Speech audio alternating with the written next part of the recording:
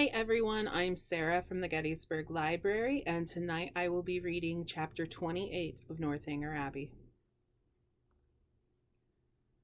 Soon after this, the general found himself obliged to go to London for a week, and he left Northanger earnestly regretting that any necessity should rob him even for an hour of Miss Morland's company, and anxiously recommending the study of her comfort and amusement to his children as their chief object in his absence.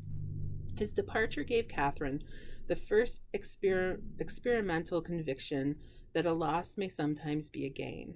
The happiness with which their time now passed, every employment voluntary, every laugh indulged, every meal a scene of ease and good humor, walking where they liked and when they liked, their hours, pleasures, fatigues at their own command, made her thoroughly sensible of the restraint which the general's presence had imposed, and, most thankfully, feel their present release from it.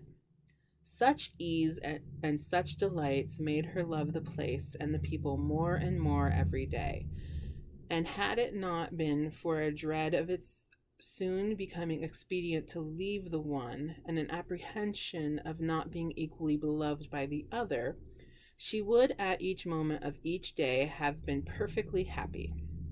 But she was now in the 4th week of her visit before the general came home. The 4th week would be turned, and perhaps it might seem an intrusion if she stayed much longer. This was a painful consideration whenever it occurred, and eager to get rid of such a weight on her mind, she was very soon resolved to speak to Eleanor about it at once, propose going away, and be guided by her conduct by the manner in which her proposal might be taken. Aware that if she gave herself much time, she might feel it difficult to bring forward so unpleasant a subject, she took the first opportunity of being suddenly alone with Eleanor, and of Eleanor's being in the middle of a speech about something very different, to start forth her obligation of going away very soon. Eleanor looked and declared herself much concerned. She had hoped for the pleasure of her company for a much longer time, had been misled, perhaps by her wishes, to suppose that a much longer visit had been promised, and could not but think that if Mr. and Mrs. Morland were aware of the pleasure it was to her to have her there, they would be too generous to hasten her return. Catherine explained, "Oh, as to that, Papa and Mamma were in no hurry at all, as long as she was happy. They would always be satisfied." Then why, might she ask, in such a hurry herself to leave them? Oh, because she had been there so long. Nay, if you can use such a word, I can urge you no farther. If you think it long, oh, no, I do not indeed. For my own pleasure, I could stay with you as long again. And it was directly settled that till she had her leaving them was not even to be thought of. In having this cause of uneasiness so pleasantly removed, the force of the other was likewise weakened. The kindness, the earnestness of Eleanor's manner in pressing her to stay, and Henry's gratified look on being told that her stay was determined, were such proofs of her importance with them as left her only just so much solicitude as the human mind can never do comfortably without. She did, almost always, believe that Henry loved her, and quite always that his father and sister loved and even wished her to belong to them. And in believing so far, her doubts and anxieties were merely sportive irritations. Henry was not able to obey his father's injunction of remaining wholly at Northanger in attendance to the ladies during his absence in London, the engagements of his curate at Woodston obliging him to leave them on Saturday for a couple of nights. His loss was not now what it had been while the general was home. It lessened their gaiety, but did not ruin their comfort, and the two girls, agreeing in occupation and improving in intimacy, found themselves so well sufficient for the time to themselves that it was 11 o'clock, rather a late hour at the Abbey, before they quitted the supper-room on the day of Henry's departure. They had just reached the head of the stairs when it seemed, as far as the thickness of the walls would allow them to judge, that a carriage was driving up to the door. and the next moment confirmed the idea by a loud noise of the house bell. After the first perturbation of surprise had passed away in a "Good heaven, what can be the matter?" it was quickly decided by Eleanor to be her eldest brother, whose arrival was often as sudden, if not quite so unseasonable, and accordingly she hurried down to welcome him. Catherine walked on to her chamber, making up her mind as well as she could to a further acquaintance with Captain Tilney, and comforting herself under the unpleasant impression of his conduct had given her, and the persuasion of his being by far too fine a gentleman to approve of her, that at least they should not meet under circumstances as would make their meeting materially painful. She trusted he would never speak of Miss Thorpe, and indeed, as he must by this time be ashamed of the part he had acted, there could be no danger of it, and as long as all mention of Bath scenes were avoided, she thought she could behave to him very civilly. In such considerations time passed away, and it was certainly in his favor that Eleanor should be so glad to see him, and have so much to say, for half an hour was almost gone since his arrival, and Eleanor did not come up. At that moment, Catherine thought she heard her step in the galley, and listened for its continuance, but all was silent. Scarcely, however, had she convicted her fancy of error, when the noise of something moving close to her door made her start. It seemed as if someone was touching the very doorway, and in another moment a slight motion of the lock proved that some hand must be on it. She trembled a little at the idea of anyone approaching so cautiously, but resolving not to be again overcome by trivial appearances of alarm, or misled by raised imagination, she stepped quietly forward and opened the door. Eleanor, and only Eleanor, stood there. Catherine's spirits, however, were tranquilized, but for an instant, for Eleanor's cheeks were pale, and her manner greatly agitated. Though evidently intending to come in, it seemed an effort to enter the room, and still greater to speak when there. Catherine, supposing some uneasiness on Captain Tilney's account, could only express her concern by silent attention, obliged her to be seated, rubbed her temples with lavender water, and hung over her with affectionate solicitude. "My dear Catherine, you must not indeed," were Eleanor's first connected words. "I am quite well. This kindness distracts me. I cannot bear it. I came to you on such an errand." "Errand? To me? How shall I tell you? Oh, how shall I tell you?" A new idea darted into Catherine's mind, and turning as pale as her friend, she exclaimed, "'Tis a messenger from Woodston?" "You are mistaken indeed," returned Eleanor, looking at her most compassionately. "It is no one from Woodston. It is my father himself." Her voice faltered, and her eyes were turned to the ground as she mentioned his name. His unlooked-for return was enough in itself to make Catherine's heart sink, and for a few moments she hardly supposed there were anything worse to be told. She said nothing, and Eleanor, endeavoring to collect herself and speak with firmness, but with eyes still cast down, soon went on. "You are too good, I am sure, to think the worst of me for the part I am obliged to perform.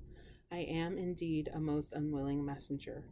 After what has so lately passed, so lately been settled between us, how joyfully, how thankfully on my side, as to your continuing here, as I hope for many, many weeks longer, how can I tell you that your kindness is not to be accepted, and that the happiness of your company has hitherto given to us is to be repaid by?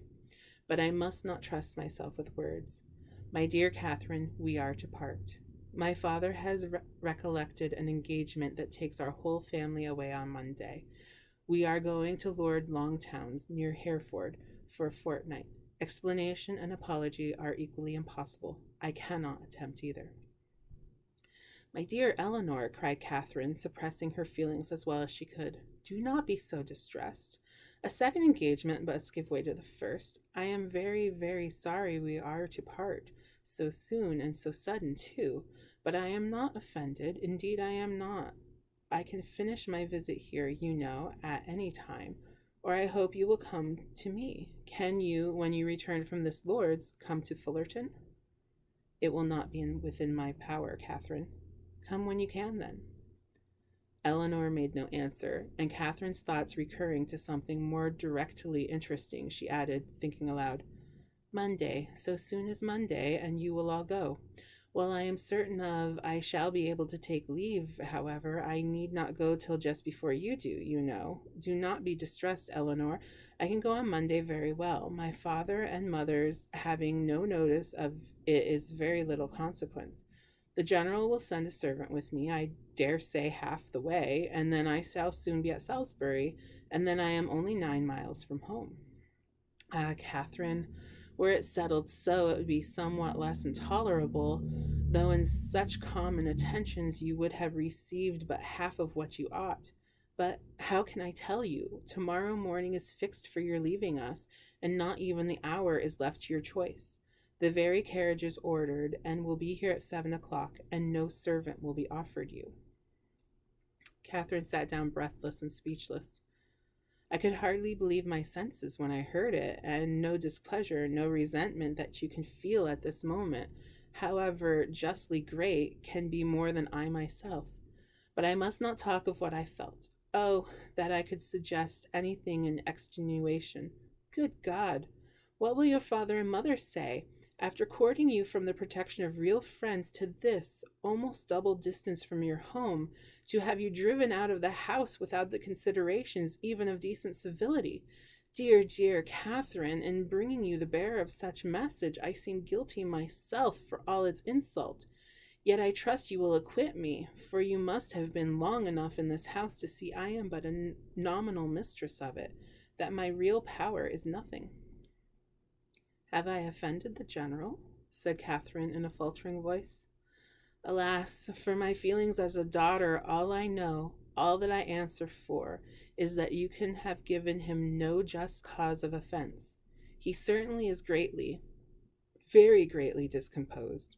I have seldom seen him more so. His temper is not happy, and something has now occurred to ruffle it in such an uncommon degree.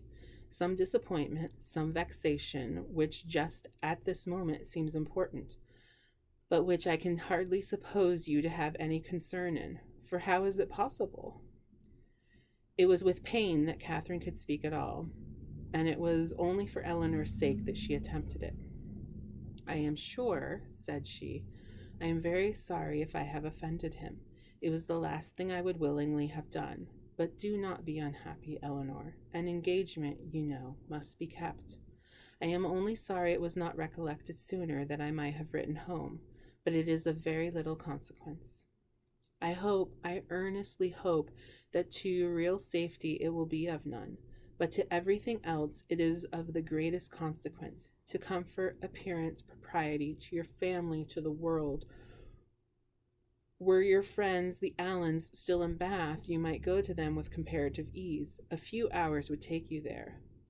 But a journey of 70 miles, to be taken post by you at your age, alone, unattended. Oh, the journey is nothing. Do not think about that.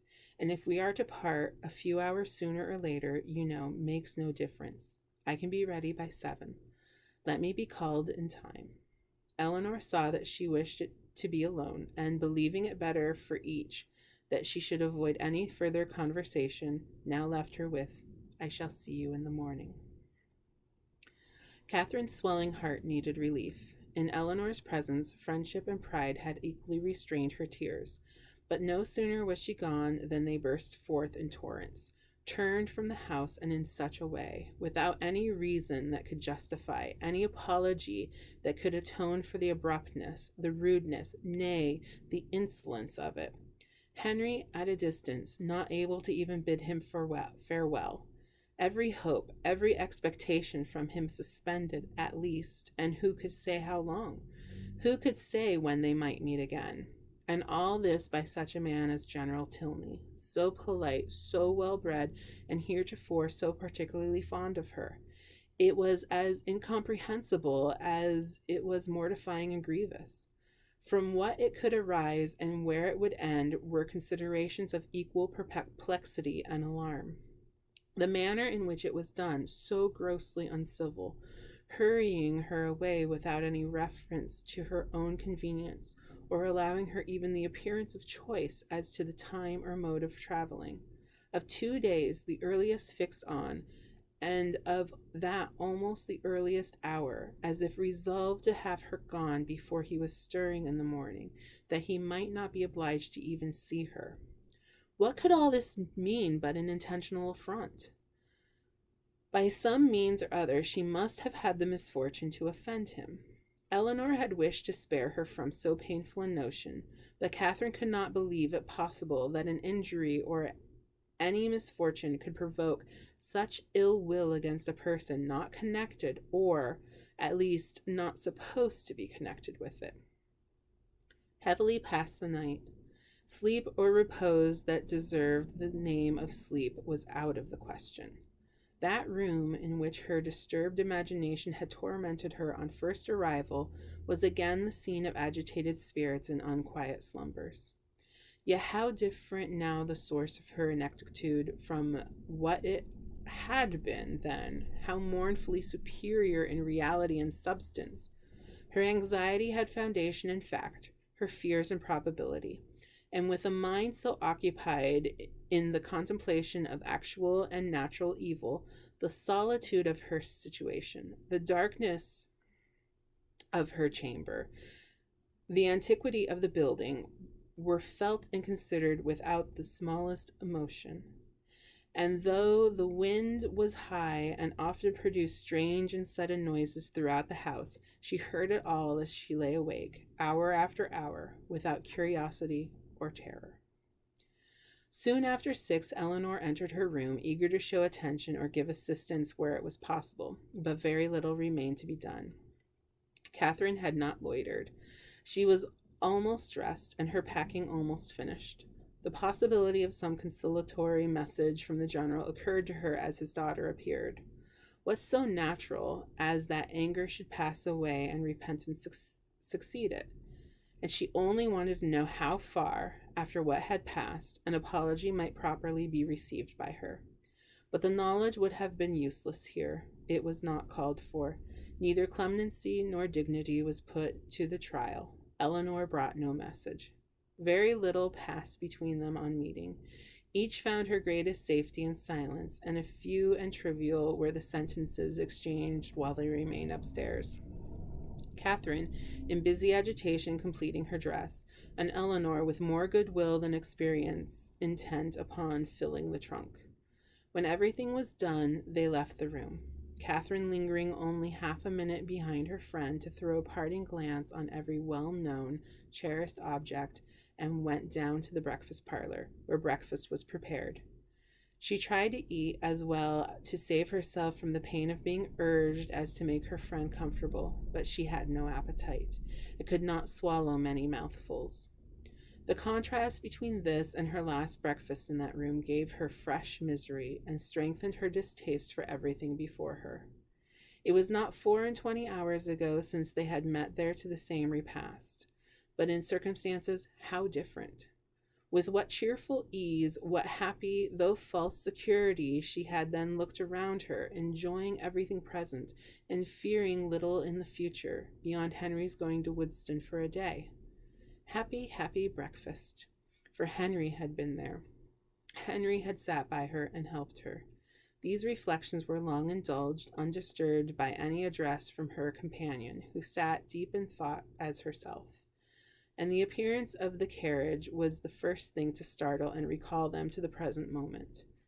Catherine's color rose at the sight of it, and the indignity with which she was treated, striking at that moment on her mind with peculiar force, made her for a short time sensible only of resentment.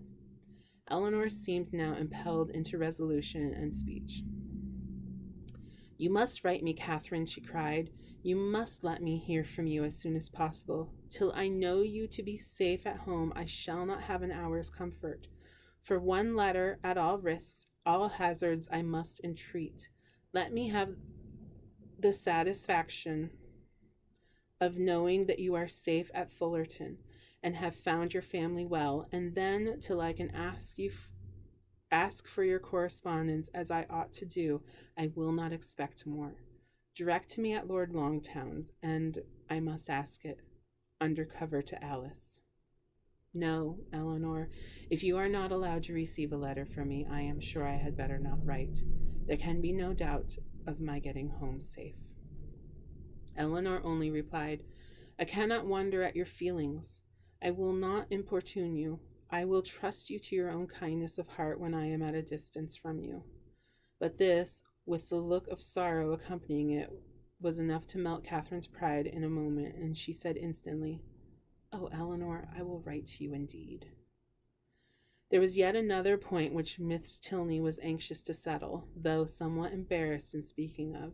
It had occurred to her that after so long an absence from home, Catherine might not be provided with money enough for the expenses of her journey, and upon suggesting it to her with most affectionate offers of accommodation, it proved to be exactly the case.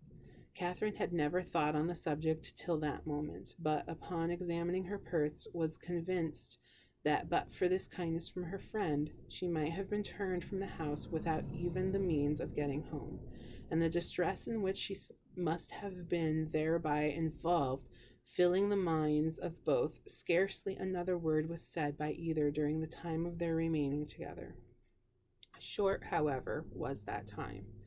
The carriage was soon announced to be ready, and Catherine, instantly rising, a long and affectionate embrace supplied the place of language in bidding each other adieu.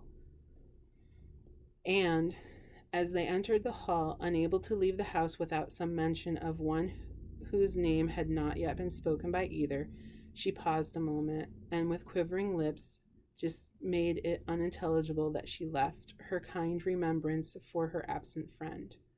But with this approach to his name ending all possibility of restraining her feelings, and hiding her face as well as she could with her handkerchief, she darted across the hall, jumped into the chaise, and in a moment was driven from the door.